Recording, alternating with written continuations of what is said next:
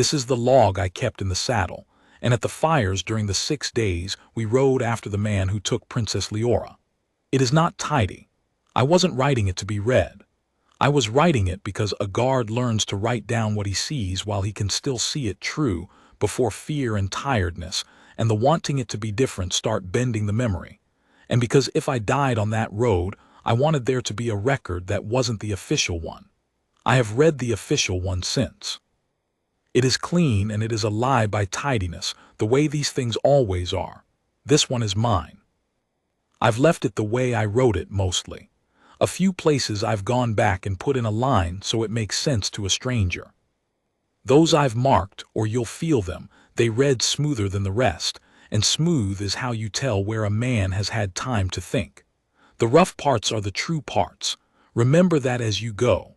The rough parts are where I was alive and frightened and didn't yet know how it ended.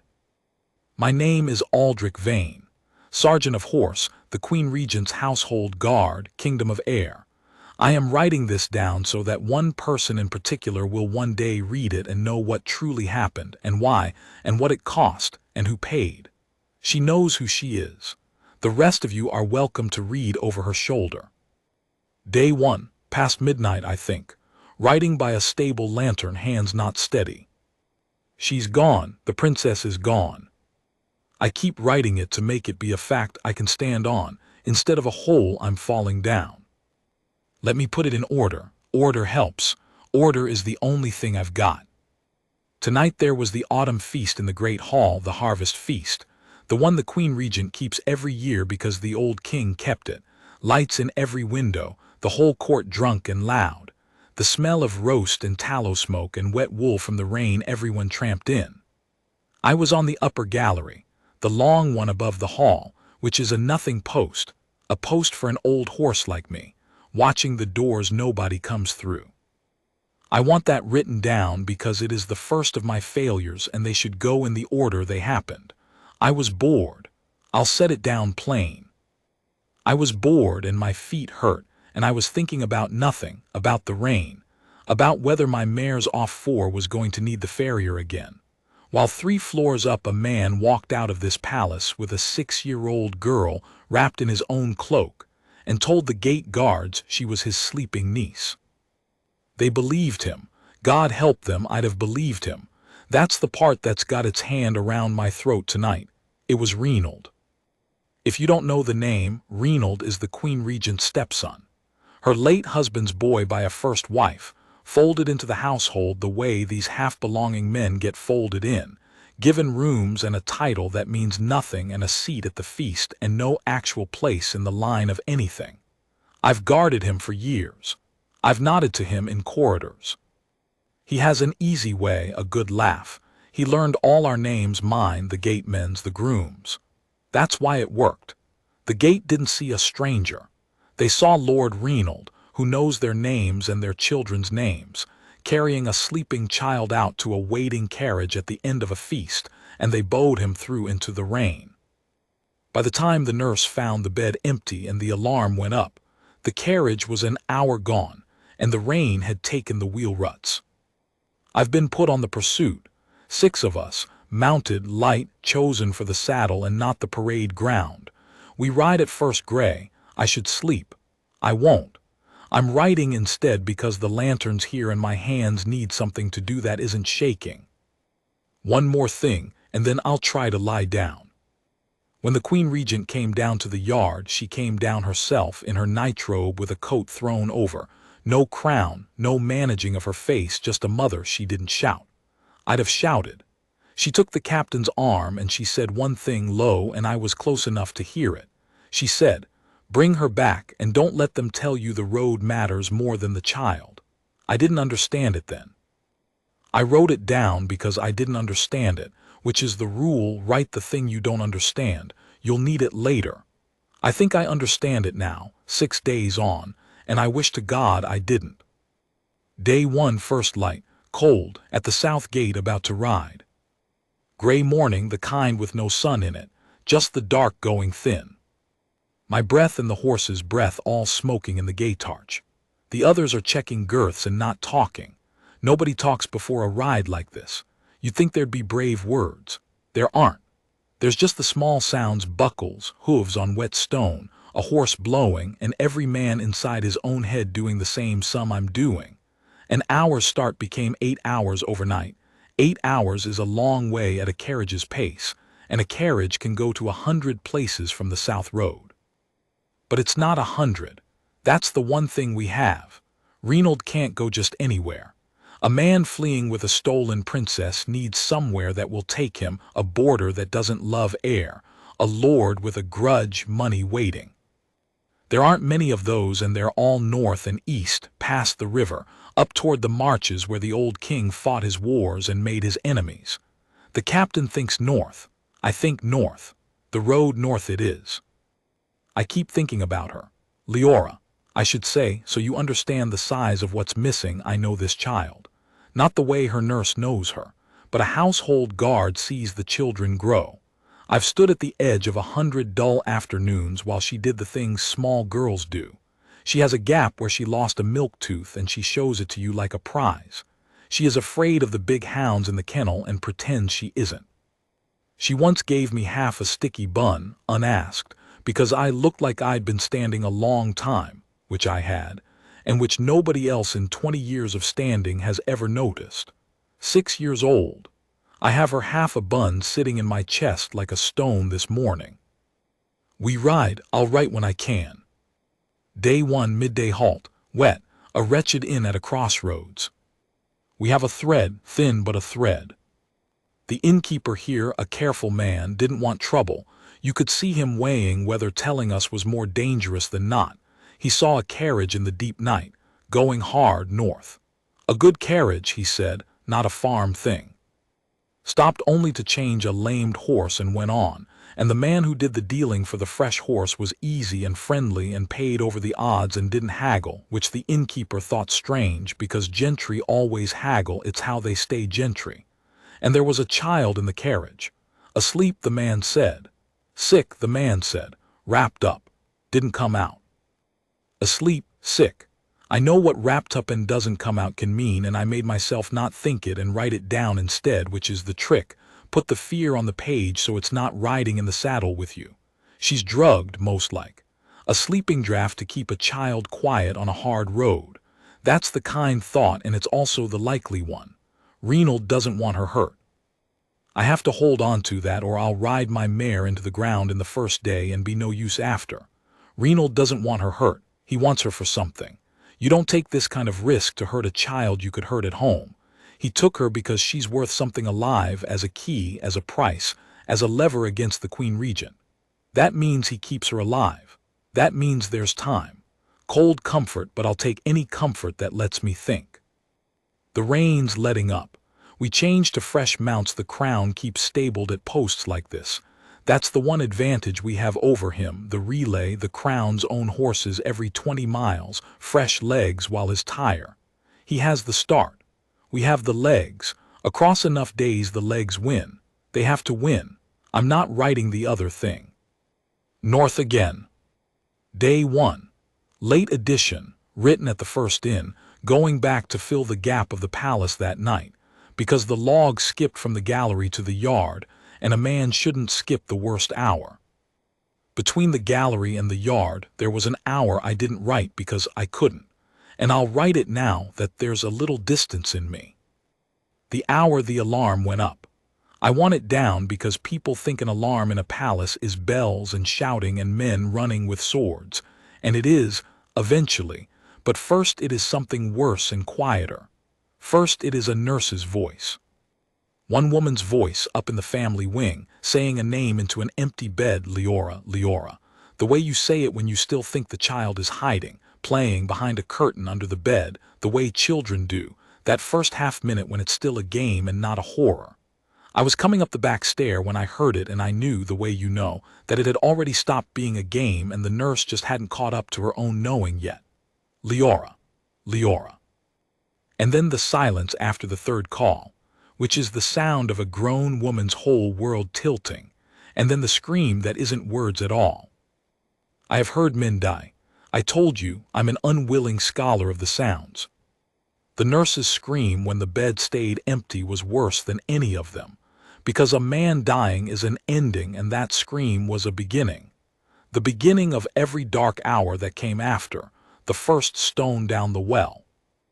I ran toward it like everyone else, and we filled that little room, guards and servants, all of us staring at the small, empty bed with the covers thrown back, and the shape still pressed in the pillow where her head had been, and nobody for one moment knowing what to do, all our training and our swords and our ranks worth exactly nothing in front of an empty bed with a head shape still in the pillow. That's the thing the songs leave out, the uselessness of the first hour. We are trained for the enemy at the gate, the blade in the dark, the thing you can put your body in front of. We are not trained for the bed already empty, the child already gone, the hour where there's nothing to guard because the thing worth guarding has already been carried out past the men who bowed. We stood in that room being useless, and I have never felt so much like a fraud in armor in my life. All those years of standing. For this. To be standing in the wrong place at the one moment standing mattered. Then the captain came and made us into something other than a roomful of useless men, gave us tasks, the relay, the roads, the chase, and the tasks were a mercy, because a man with a task isn't drowning in an empty room anymore. But I won't forget the hour before the tasks. The nurse's voice saying the name into the pillow. I keep it because I think it's why I went down off the rocks at the ford before the carriage finished falling. Some part of me was still standing in that little room needing, more than I've ever needed anything, to not be useless a second time. Day 1, night a barn, can't feel my hands but I'm writing anyway. 80 miles near enough in the saddle today. I'm too old for 80 miles and I did it anyway and I'll do it again tomorrow. The young ones are quiet and gray-faced. Tomas, not the same Tomas as any other Tomas. The world is full of them. This one is 19 and on his first real ride. Tomas was sick off the side of his horse in the afternoon from the pace and said nothing about it and got back in line, and I thought, good lad, and didn't shame him by noticing. I want to put down a thing about Reynold because it's been turning in me all day and a turning thing wears a groove if you don't get it out. I am angry at him the way you're only angry at someone you didn't see coming. If a stranger had taken her, I'd be afraid and grim and set on the chase, but I wouldn't be this particular sick fury that has betrayal in it, because I liked him. That's the truth and it's an ugly one. I liked Reynold. The easy laugh, the names remembered. And the whole time, some part of him was measuring the gate guards and learning which ones would bow him through, measuring me maybe, on the dull gallery, and I never felt the measuring. A man who can be liked while he measures you is a more frightening thing than any stranger. I have guarded the wrong door my whole life. I guarded against the stranger coming in and never once against the friend walking out. The captain says we'll have him in 3 days. The captain says a lot of things to keep us riding. I don't blame him. It's his job to make the road seem shorter than it is. Mine is to write it the true length. 3 days we'll see. Sleep now or try. The barn smells of old hay and mice and the rain started again on the roof, and somewhere north of here a small girl is asleep who didn't choose to be, and I have her half a bun in my chest, and I am going to get her back or not come home. That's the whole of it. That's all the prayer I've got in me tonight. Day 2, before dawn, couldn't sleep past the 3rd hour. Lay in the hay doing the arithmetic of a chase, which is a bad thing to do in the dark. Here is the arithmetic, so you understand what a pursuit actually is, because the songs make it sound like one long gallop and it is not. It is sums. It is. He gains in the deep night because he'll risk a road we won't risk blind, and we gain in the daylight because we've fresh crown horses and he hasn't. It is. Every town he passes through is a place he might be seen, and a place he might turn off, and we can't search them all so we have to guess, and a wrong guess costs half a day, and half a day is the distance between her and home growing by 20 miles. It is. He has to sleep too. He has a child to keep quiet and fed and not dead, which slows him, which is the one mercy in the whole grim sum. She is a weight on him and weights slow a man, and so the very thing that breaks my heart, that small girl in that carriage, is also the thing dragging at his wheels and giving us our chance. I lay in the dark and was grateful that she slowed him and ashamed of being grateful, and that's a knot I haven't untied yet. Maybe I never will. We ride at gray. Day 2, a market town near noon. Loud, too many people, hard to think. Lost an hour here and I want to scream about it, but I'll write it instead. The town's a knot of streets and the carriage came through. We know it came through. A boy selling water remembered it. A good carriage going northeast, not north-northeast, which means the captain's guess of straight north was wrong by a hair, and that hair is an hour of us casting about the wrong streets like fools while the trail cooled. Northeast, toward the marches proper, toward the old enemy country. It firms up what we feared. He's running for a border that won't give him back. A lord up there has to be, someone with a grudge against the crown old enough and deep enough to shelter a man who stole the heir's own sister. There are 3 or 4 houses it could be. We'll know which when we're closer.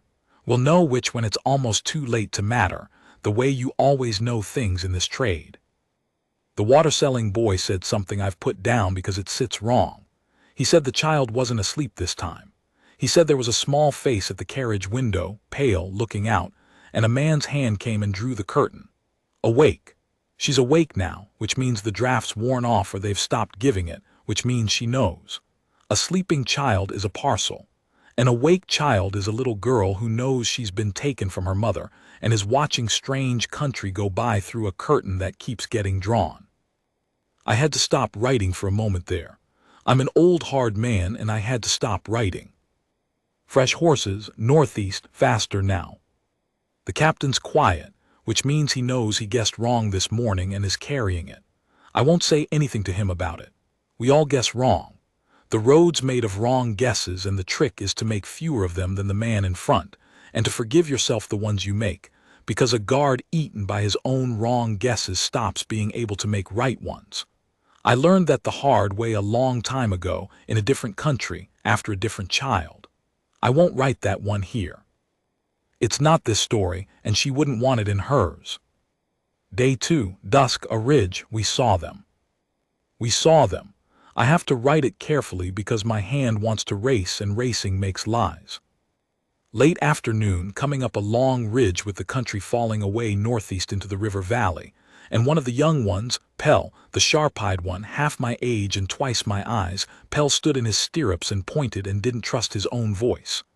Down on the valley road, maybe 4 miles off, small as a beetle, a carriage, going hard, northeast, and we knew, you know.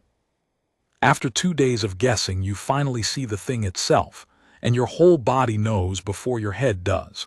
My mare felt me change and changed under me, the way a good horse does. 4 miles, on tired roads, with a carriage that can't leave the road and 6 riders who can cut the bends the road makes. 4 miles is a thing you can close. Not tonight. The dark's coming and you can't run horses down a strange slope in the dark. You'll break their legs and your own necks and then you've helped no one. But tomorrow we close it. The captain finally smiled, the first smile in 2 days, and it wasn't a nice smile. It was the smile of a man who's seen the end of a hunt. I didn't smile. I was thinking. He saw us too. A carriage on a ridge at dusk is hard to miss against the last light. He knows now that the chase has eyes on him. And a cornered man who knows the dogs are in sight does desperate things. The child just got more dangerous to him, not less. The closer we get, the more she becomes a thing he might use or threaten with, or I won't write it. But I thought it up on that ridge while the others were glad. Somebody has to think the dark thoughts so the glad ones don't walk us into a trap. That's been my job my whole life. Think the dark thought. Carry it quiet. Don't spoil the others' small gladness with it unless it'll save them. We camp on the ridge, cold, no fire, because he's seen us and a fire tells him exactly where we lie and how far back. We close at first light. I won't sleep. I'll watch the small dark of the valley where I know the carriage stopped somewhere for its own night with her in it. I'll watch it like watching can help. It can't. But I'll watch it anyway. It's the only thing left to do with the love and the fear. Point them at the dark and keep them open. Day 3, black before dawn, Writing fast, we move soon. Plans made, we split. 4 ride hard and open down the valley road to drive him, to be the thing he runs from, the visible dogs, pushing him faster than is safe for a carriage so it breaks or bogs or throws a wheel. 2 of us cut across country, off the road, through the river woods to get ahead and be waiting where the valley narrows at a place the captain knows. An old ford where the road has to pinch down to a single track between the water and the rock. If the 4 drive him hard enough and the 2 get ahead fast enough, he runs into us at the pinch with the dogs at his back and nowhere to turn. It's a good plan. It's the plan I'd have made. The captain put me as one of the 2 who cut across, because I'm the best across rough country of the older men, and because, he didn't say this but I know it, because if it comes to the child, he wants someone at the front who knows her face, who won't, in the heat and the dark and the fear, mistake a small frightened girl for a threat and do a terrible thing by reflex. He wants my half a bun in my chest at the front. He's right to. I'm glad it's me. I'm also afraid it's me, because being the one who reaches her first means being the one who can fail her closest, and the closer you are to a failure, the less you ever forgive yourself for it. But there's no choosing the safe grief over the dangerous one. You take the post you're given. We ride in dark, God keep her till the light. Day 3, I don't know the hour, everything's changed. My hands won't stop, I'll write it as it comes and fix it never. We have her. We have her, and it cost what it cost, and I have to write the whole of it, even the part I can't stand, because the rule is the rule. Write it true while it's true, and if I wait it'll go soft and kind in my memory, and it does not deserve to go soft and kind. It deserves to stay exactly as sharp as it was. The cutting across worked. Pell and I went through the river woods in the dark, leading the horses where it was too rough to ride, my old legs screaming, branches taking skin off my face.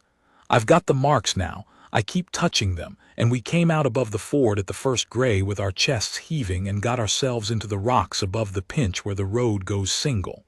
And we waited. Not long. The arithmetic had worked for once. We heard them before we saw them, the 4 driving him, hooves and shouting back up the valley, and then the carriage came tearing down toward the ford going far too fast, swaying. The driver, Reynold, had a driver, a hired, hard-faced man lashing the horses, and behind them our 4 strung out driving them on. And here is where the plan met the world, the way plans do. The carriage hit the pinch too fast. I don't think Reynold meant to stop at the ford. I think he meant to take it at the gallop, and the driver knew better and didn't, or the near wheel found the rut that's always at a ford, the soft edge where the water's eaten the road, I'll never know which, and the carriage slewed and the wheel went and it came over.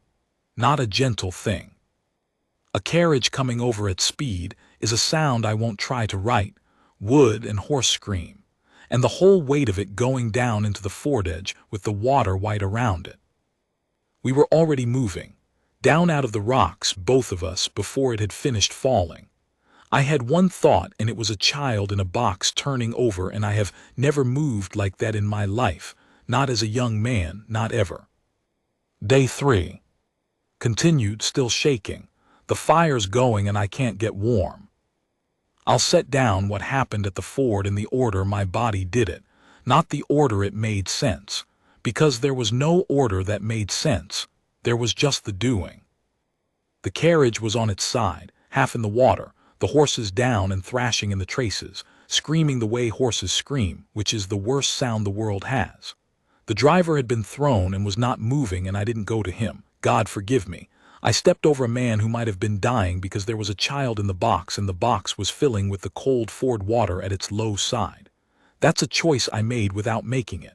I'd make it again. I've stopped pretending to myself that I wouldn't. The door was uppermost, hanging open where the fall had sprung it. I got up onto the side of the carriage. It shifted under me, the whole thing sliding another foot toward the deep water, and I heard Pell behind me at the horses' heads doing the brave, necessary thing, cutting them free so their thrashing wouldn't drag the carriage and her down into the river. He saved her as much as I did, cutting those traces. Put that down. Pell 19, freezing river to his waist, cutting mad horses loose so an old man could reach a child.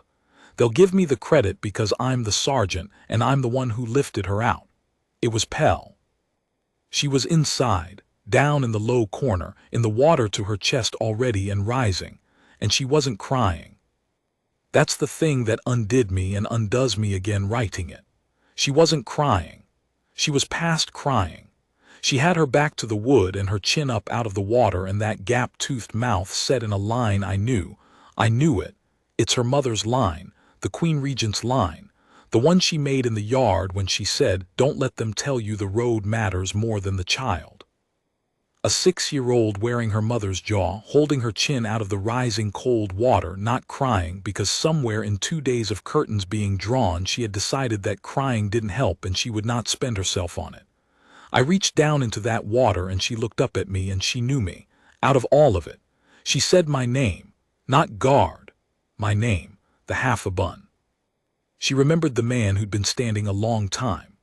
I got my hands under her arms and she came up out of that black water light as nothing and locked her arms around my neck so hard I have the bruises, small arms, and put her face in my collar and still didn't cry. And I carried her off the sinking carriage and up onto the dry road, and I was the one crying, an old hard sergeant. I was the one. I'm not ashamed of it. There are things a man ought to cry at, and a child come up alive out of black water is the first of them. She's alive. The princess is alive, wrapped in 3 of our cloaks by the fire as I write, asleep at last, real sleep this time, not the draft, her color come back. Pell's given her his own dry shirt that swallows her whole.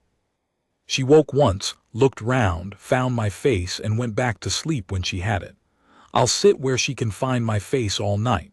That's a post I'll never resent. So that's the rescue. That's the part for the songs. Now the part that isn't the part I have to write before I can sleep, the part that's the real reason I'm keeping this log at all. Day 3, late. Everyone else asleep but the watch. I have to write this one or I'll never write anything true again. While I was getting her out, Reynold ran. I have to be honest about the shape of it, because the honesty is the whole point. There was one moment at the ford, in the chaos of the overturned carriage and the screaming horses and the water, when Reynold came out of the wreck on the high side, the dry side, and he was hurt. He was favoring a leg, and he was right there, 10 feet from me, and our 4 were still strung out up the valley not yet arrived, and Pell was waist-deep fighting the horses, and it was me. It was me and Reynold and the child in the water.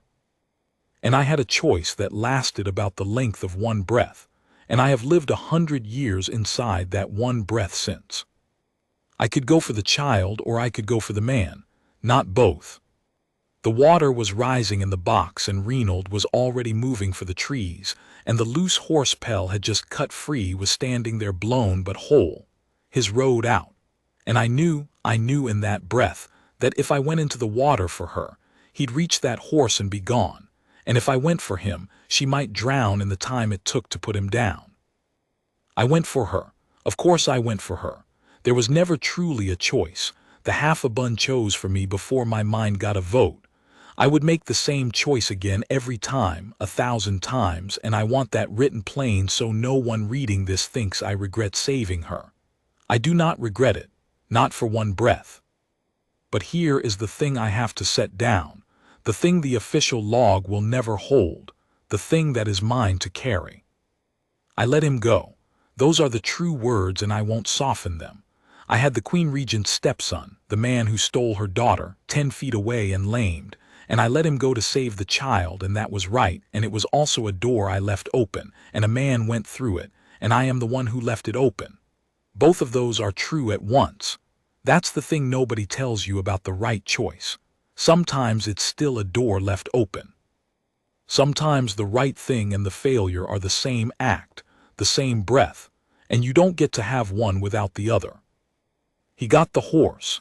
He's gone northeast into the marches, into the country that won't give him back, and he's hurt and alone and without his prize, which is something, but he's alive and free, which is the rest of it. Our four came in minutes too late, saw the empty trees, and didn't say a word to me about it because they could see the child in my arms and they understood the sum I'd done. Nobody blamed me. That's almost the worst part. If someone had blamed me, I could argue with them.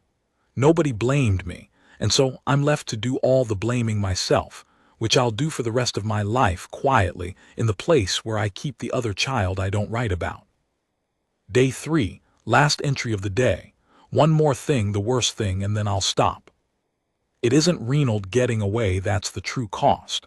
I have to dig down past the easy version to the real one, because the real one is why this log exists. When I carried Leora to the fire, when she was safe and breathing and Pell was wrapping her, I went back to the Ford, to the driver, the hard-faced hired man I'd stepped over, the one who was thrown when the carriage came down. He was a young man. I hadn't seen it in the chase, he was just the driver, the enemy's hand on the reins, but up close, dead on the Ford stones with the water moving his hair, he was young. Younger than Pell, maybe. And in his coat, when I went through it for any sign of where Reynold meant to run, there was a folded paper, soft from being carried a long time, the way a thing is soft when it's been touched over and over. It was a letter. A child's letter, not Leora's, a little brother's, by the hand, big, careful, wobbling letters, the kind a small one makes with his tongue between his teeth. It said the small things. It said the goat had babies. It said, "Come home, we miss you, mother's cough is better." It said, "Please come home soon."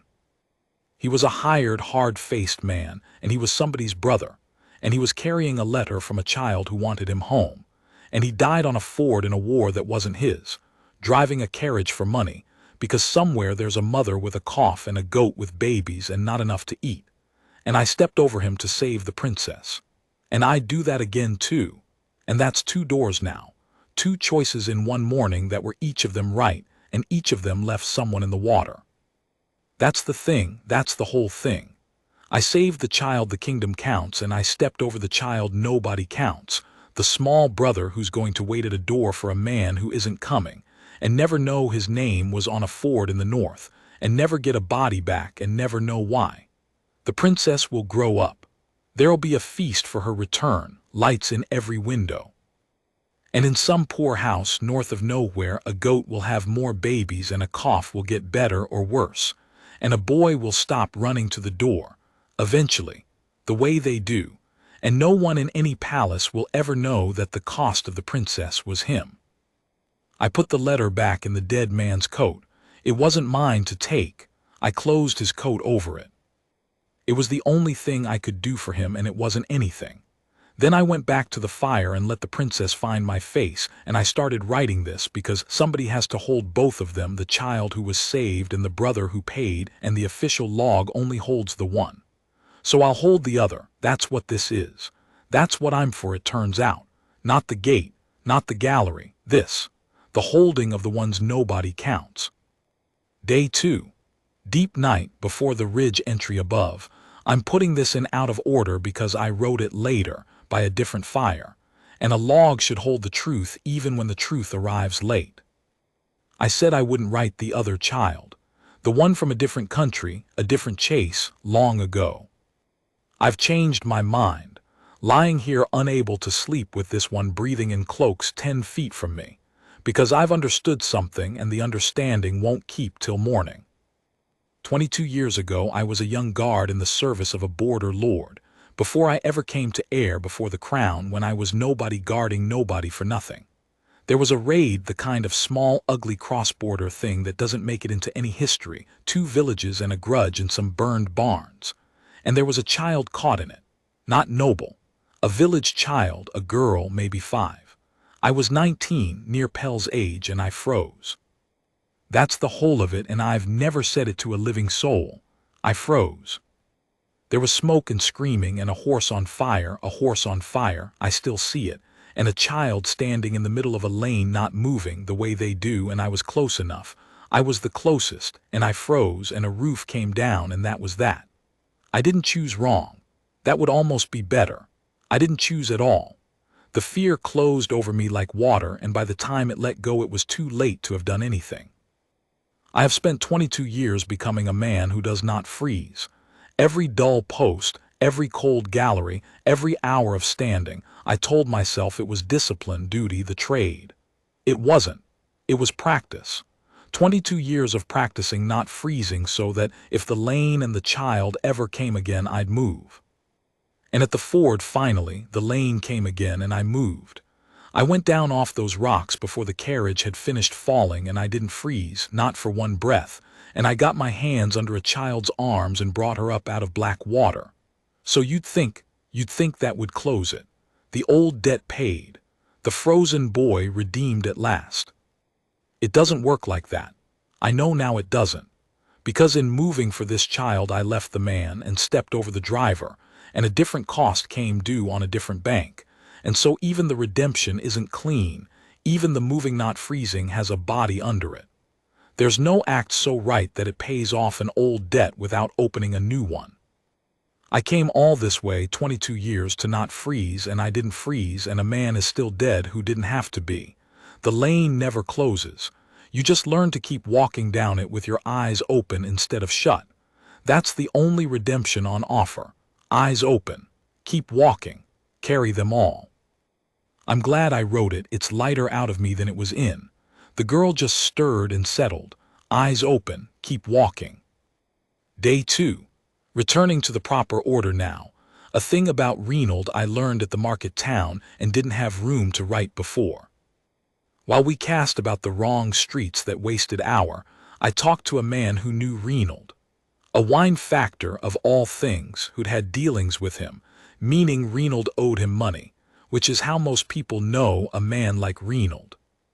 And the factor, once he understood we were the Crown's men and Reynold was in trouble past the ordinary, talked. The way creditors talk about a debtor who's finally going to get what's coming. Here's the shape of Reynold that came out of it, and I write it not to excuse him. There is no excuse. He put a 6-year-old in a box in the rain, but because a guard who doesn't understand his quarry is a guard who guesses wrong, and I'd guessed wrong enough already that day. Reynold is drowning in debt, has been for years. The folded-in stepson with the title that means nothing also has the appetites of a man who grew up near a throne and the income of a man with no claim on it, and that gap between what he was raised to expect and what he was actually given is the kind of gap that rots a man slowly from the inside. He spent. He borrowed. He borrowed against expectations that never came, because the expectations were always going to go to Leora and her brother, the real blood, and never to him. And somewhere in the rot he stopped seeing the children as children and started seeing them as the wall between himself and everything he'd been raised to think was nearly his. Leora isn't a person to Reynold. She's a key to a door he thinks the world wrongly locked against him. He doesn't hate her. That'd almost be cleaner. He just doesn't see her. He's looked at her so long as a key that he stopped being able to see the child holding the key's shape. I've known the disease before in other men. It's the most dangerous kind there is, more dangerous than hatred, because hatred at least knows its object is real. The man who stops seeing people as people will do calm, smiling, monstrous things and feel himself entirely reasonable the whole way through. That's why the gate bowed him out. He wasn't sweating or wild-eyed. He was calm because to him it wasn't a monstrous thing, it was just the moving of a key. I think that's the truest and worst thing I learned on the whole road. The men who do the worst things are very often not the wild ones. They're the calm ones who have quietly stopped counting other people as real. Reynold learned all our names. He just stopped believing the names had anyone behind them. I put it down so the next guard who reads this watches the calm ones. Watch the calm ones. The wild ones announce themselves. The calm ones bow you a good morning and carry a princess out into the rain. Day 3. Added later by the homeward fire, the part of the ford I couldn't write while it was bleeding. I want to go back to the breath. The one breath at the ford where I chose. I've written that I chose the child and don't regret it, and that's true, but I left out what was actually in the breath, and a log that leaves out the inside of the worst breath isn't worth keeping. Inside that breath, time went strange the way it does. It stretched. I saw all of it at once, laid out like a map. I saw the water rising in the box, and I saw Leora's chin tipped up out of it, and I saw Reynold's bad leg and the loose horse in the trees, and I saw, this is the part, I saw the whole future fork. Down one fork I take Reynold, I put him on the ground. The kingdom gets its justice and its closure, and the border lord who waited for him gets nothing. And Leora drowns in a box while I'm doing it, and I carry that the rest of my life. Down the other fork I take the child. She lives. She goes home to her mother, and Reynold rides free into the north to be a wound that never quite heals. A man out there who did this and was never answered for it, and I carry that the rest of my life. Both forks had me carrying something the rest of my life. That's what I understood in the breath. There was no fork where I walked away clean. The only choice was which weight, not whether. And once I saw that, once I understood there was no clean road out, only the choosing of which grief, the choice made itself, because if I'm going to carry something either way, I'll carry the live child and the escaped man before I'll carry the dead child and the captured one. Every time. It's not even close. A free wound in the north is better than a small grave at a ford. I'd carry 10 escaped Reynolds before one drowned Leora. So that's the inside of the breath. Not heroism, not even really courage, that word again. Just a man seeing clearly for once that there was no unmarked road, and choosing the weight he could bear to carry over the one he couldn't. I think that's what most choices that matter actually are, underneath the songs. Not good against evil. Just the choosing of which thing you'll carry, by a tired person who'd rather not carry anything, who never gets that option. Day 4, morning. Riding home now slow, the slows allowed now. She rode in front of me today in the saddle, wrapped in cloaks, my arm a bar across her so she couldn't fall. She slept a lot of it. When she was awake she didn't talk much. She watched the country the way she'd watched it through the curtain, I think, except now it was taking her home instead of away, and she knew the difference. You could feel her knowing it, the way she leaned back into me instead of away. Once she asked me, small, not turning round, whether the man would come back. Reynold. I thought a long time about how to answer a 6-year-old who has earned the truth more than most grown men ever do. I said, not while I'm standing between you and the door, he won't. Which is a promise I can keep mostly, and is not quite an answer, and she took it the way she takes things, weighing it with that jaw, and decided it was enough for now and went back to sleep against my chest. I'll keep that promise till I die. It's a smaller promise than the one I broke at the ford, and I'll keep it twice as hard to make up the difference, which isn't how grief arithmetic works. You can't pay one child's debt to another, but a man tries anyway. A man has to try anyway, or what's the point of him? Day 4, evening. A longer halt. The child talked today and I have to write it. She talked today. The first real talking since the ford. We'd stopped to rest the horses in a stand of birches with the light coming through gold and ordinary, the most ordinary peaceful light, and she was sitting on a fallen trunk swinging her legs that didn't reach the ground, and out of nowhere she started telling me about it. Not crying. Telling. The way she does everything, weighing it with that jaw. I won't write all of it. Some of it's hers and not mine to spend on a page. But she told me the man, she didn't call him Reynold, she called him the cloak man. Because that's how she'd known him, the laughing fellow who was always around, who became the man who put her in the cloak. She told me the cloak man kept saying she was going on an adventure to see her mother, that her mother was waiting up north, that it was a surprise. And she'd known it was a lie.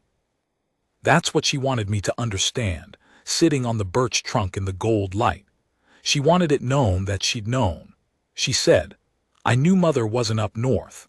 I knew because Mother would never let me go in the rain without my warm boots, and I didn't have my warm boots, so it wasn't really Mother's surprise.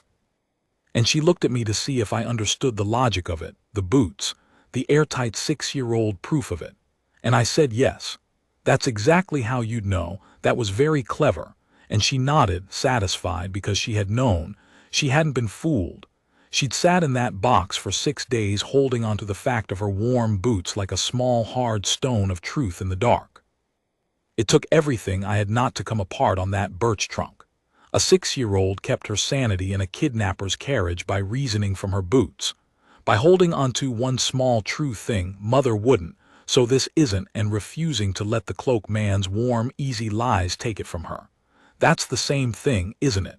That's the exact same thing I do with this log. Hold on to the small true things. Write down the boots. Refuse to let the tidy lie take the truth. She's 6 and she already knows the only trick there is. I don't know if she learned it in the carriage or if she came with it. I think some people just come with it. I think her mother came with it. I think it's why the kingdom's in better hands than it knows, with these 2 stubborn-jawed women holding onto their boots in the dark. I'm prouder of her than I have words for. Not for being saved. Anyone can be saved, it's a thing done to you. I'm proud of her for what she did in there with nothing, alone, that no one will ever put in a song. She kept her own truth alive in the dark for 6 days using nothing but a pair of boots she didn't have. That's the bravest thing on this whole road, and it was done by the smallest person on it, sitting in a box, while grown men chased around the country on horses taking the credit. Day 4, deep night.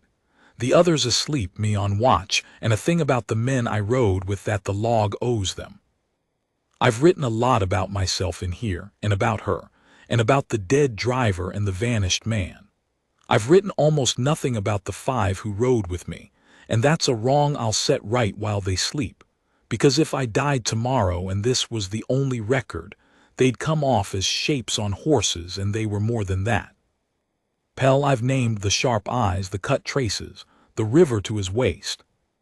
19 and the steadiest of all of us at the ford, which shames me a little that the youngest was the steadiest, but it's true and I'll say it. He'll be a captain one day if the world's fair, which it isn't, so he'll probably be passed over for some Lord Smooth Son, and that'll be the world's loss and his, and not his fault. Tomas, 19-2, the one sick off his horse the first day who got back in line saying nothing. He's not a natural rider and not a natural soldier, and he was frightened the whole 6 days. I could see it. And he came anyway and did every hard thing asked of him with his stomach in knots. And that's a braver thing than Pell's natural steadiness if you ask me, though no one's asking. The man who isn't afraid and does the thing is doing what he's built for. The man who's afraid the whole time and does the thing anyway is overcoming something with every step. Tomas overcame something with every step for 6 days. I told him so tonight, quiet, while I took the watch off him. He looked like he might cry and didn't, and said thank you, Sergeant, and went asleep. I'm glad I said it. I've spent a life not saying the good thing because a guard doesn't, and I'm done with that too, apparently. This road has cured me of a lot of silences. There were 2 others, Gar. A hard-closed older man who said maybe 20 words the whole way, and every one of them useful. The kind of man you want at your back precisely, because he's got no romance about any of it. He just does the next right thing and the next. And who talked too much and laughed too easy and got on everyone's nerves, and was, when the carriage came over, the first of the driving 4 to reach the ford behind us, having ridden a slope no sane man rides. Because under all the chatter he had the one thing that matters, which is that he'd have died before he'd have been late to a child in the water. I judged Wen for his mouth the first 3 days. I was wrong about Wen. You're often wrong about the ones who talk too much. The talk's a coat over something, same as the silence is, and you don't know what the coat's hiding till the cold comes. That's the company, 5 men and me. The kingdom will remember the guard who saved the princess, singular, because the world likes its stories with one face on them, and the face'll probably be mine because I'm the sergeant and I'm the one who lifted her out. But there was no the guard. There were 6 tired men and a relay of crown horses and a plan and a ford and a great deal of luck, and any one of the 6 taken out of it and she might not be sleeping in cloaks tonight. I want that down. When they put one face on it, no, there were 6, and that the youngest was the steadiest, and the most frightened was the bravest, and the most annoying was the first to the water. That's truer than any song they'll make. The truth usually has more faces in it than the song has room for. Day 5, an inn, a real bed for her, writing while she sleeps in it. The words gone ahead of us. The whole road knows the princess is found and coming home. People come out to the road to see her pass, country people, with that hungry gladness people have for a story that came out right. And they don't know about the ford and the driver and the letter, and they shouldn't have to. That's mine to carry, not theirs. Let them have the clean, glad version. The world gives people few enough clean, glad versions. I've been thinking about what the Queen Regent said in the yard. Don't let them tell you the road matters more than the child. I understand it now, and it's broken something in me to understand it. She meant, there will be men on this chase who care more about catching Reynold, about the politics of it, the border, the lord who sheltered him, the message it sends, the recovery of the crown's pride, than about a frightened 6-year-old in a box. She knew her court. She knew that to the kingdom, Leora is partly a piece on a board, and that a piece can be sacrificed to take a more important piece, and she was telling the captain, telling all of us through the captain, not my daughter. Don't you dare trade my daughter for the road. Choose the child. Every time choose the child. I chose the child. I want her to know that, the Queen Regent, when she reads this, if she ever does. At the one moment where the road and the child were on opposite banks of a rising river, I chose the child and let the road run free into the north. I did exactly what she asked. And it cost a young man his life and a small boy his brother, and she didn't ask me to weigh that. She couldn't have known there'd be a driver with a letter, and I'm not laying it at her feet. I'm only saying, the choosing of the child is not free. It is never free. Someone always pays for it on the other bank. She told us to choose the child, and she was right too, and I did, and I'd do it again, and the driver is still dead. All of those, at once. That's the truest thing I learned on this road, and I'd give a great deal to unlearn it. Day 5, night, can't sleep, thinking about the homecoming and what I'll do with the driver. There's a thing I have to decide before the gate, and I've been turning it over half the night. Do I tell anyone about the driver? The official version is clean. Princess recovered, abductor fled north, one of the kidnapper's men killed in the wreck. That's all true. The kidnapper's man killed in the wreck, that's the driver, and in the official telling he's a line, a number, an enemy combatant who got what enemies get. No letter, no goat, no small brother at a door, just one of the kidnapper's men killed. And I could leave it there. It'd be easier. Nobody's asking. Nobody wants the princess's bright homecoming complicated by a dead hireling's family. If I bring it up, if I say, that man was a poor brother driving for coin. There's a family in the north who'll never know. We should find them. We should send them something. His body, coin, word. If I say that, I make the clean thing messy, and people don't thank you for that. The captain would look at me tired and say, Aldric, we can't go finding the families of every man who dies on the wrong side. That's not how it works, and he'd be right. That's not how it works. But here's where I've landed at this hour, and I'm writing it so I can't weasel out of it by morning. I'm going to try. Not loudly. Not in a way that stains the homecoming. But quietly after, I'm going to take the little I know, the road he came from. The letter's hand, the goat, the cough. It's not much, but it's a thread. And I'm going to try to find that house and get them word, and his body if it can be got, and coin from my own purse if no one else's, because someone has to count him. And I'm the only one who knows he needs counting. If I can't find them, I can't. But I won't not try just because not trying is cleaner.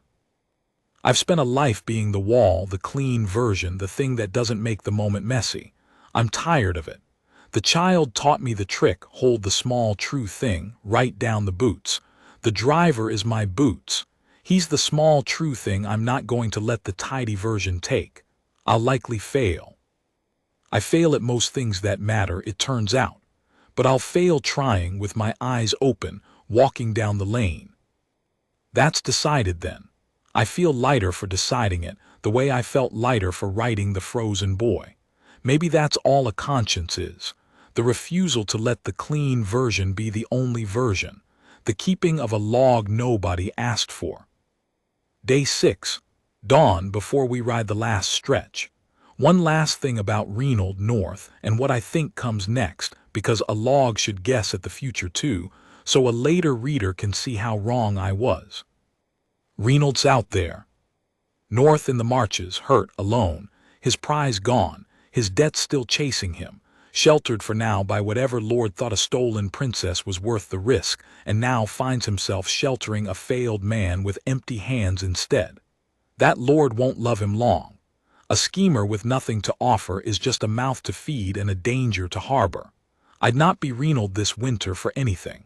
I think the north will be colder to him than he dreamed. I think the men who shelter failed plots have short patience, and I think there's a fair chance the cold road north finishes him without any help from air. A knife in some border hall, a quiet disappearance, the usual end of the folded-in man who reached too far and came back empty. Or I'm wrong. Maybe he's clever than his debts and lands on his feet and we hear of him again in a year, scheming some new door open. Maybe one day, years off, he tries for her again, older, more careful, and there's another cold road and another tired guard. I hope not. I promised her not while I'm standing between you and the door, and I'll keep it, but I won't always be standing. I'm old. The day comes for every guard when he's not standing anymore. I've done what I can. I got her off the Ford. I'll find the driver's people if I can. I'll keep the promise as long as my legs hold. After that, she'll have to hold her own boots in the dark, and the thing is, and this is the one clean comfort in the whole log, the one thing with no cost hiding under it, I've seen her do it. She already can. She did it for 6 days in a box. She'll be all right, that one, long after I'm not standing. Some people come with the trick. She came with it. That's enough guessing. The horses are ready. The last stretch in the gate and the managed face over the mother's face, and the bright glad crowd that doesn't know about Fords, and then it's done. The part that's mine is done. I'll hand her up to her mother and step back into the wall where I live, and only this log will know what the road actually held. I'm glad I kept it. Whoever you are, reading over her shoulder, now you know too. That's why I wrote it. So it wouldn't only be me. Carry a little of it, would you? They're heavy, the ones nobody counts, and I've been carrying them a long time and my arms are tired, and it helps to know the weight's shared out now, even just to a stranger reading a guardsman's bad handwriting by some light I'll never see. Eyes open. Keep walking.